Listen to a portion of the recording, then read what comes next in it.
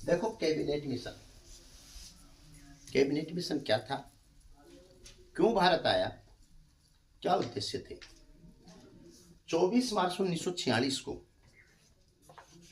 24 मार्च 1946 को cabinet mission Bharat आया।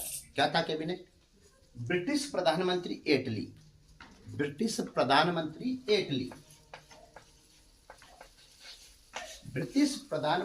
एटली के कैबिनेट मंत्रिमंडल के 3 सदस्यों का एक आयोग था। ब्रिटिश प्रधानमंत्री ने अपने कैबिनेट के 3 मंत्रिमंडल के 3 सदस्यों को भारत भेजा। ये कैबिनेट मिशन के नाम से जाना जाता है, ध्यान रखना। 24 मार्च 1946 को आया।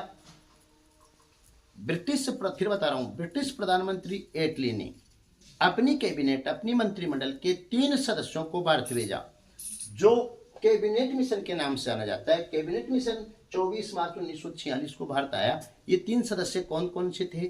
Pethick Lawrence, number 1 Pethick Lawrence, sir Stafford Cripps और एवी अलेक्जेंडर।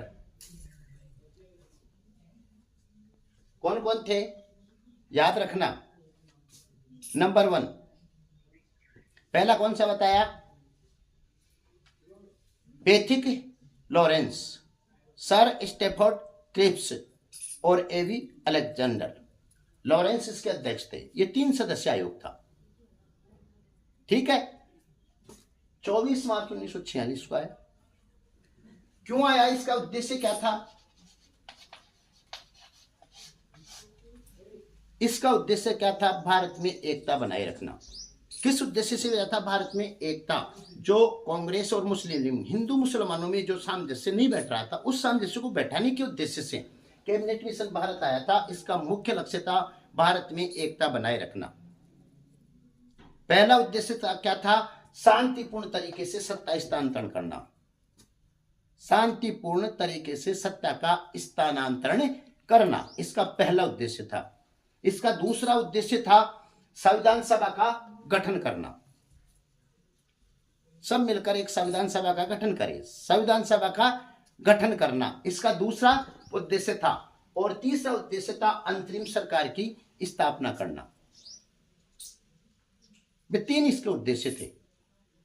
पहला उद्देश्य क्या था पता है? शांतिपूर्ण सत्ता का स्थानांतरण करना, संविधान सभा का गठन करना, और तीसरा था अंतरिम सरकार की स्थापना करना। ये सब लक्ष्य किस बात पे थे? भारत में एकता बनाए रखने के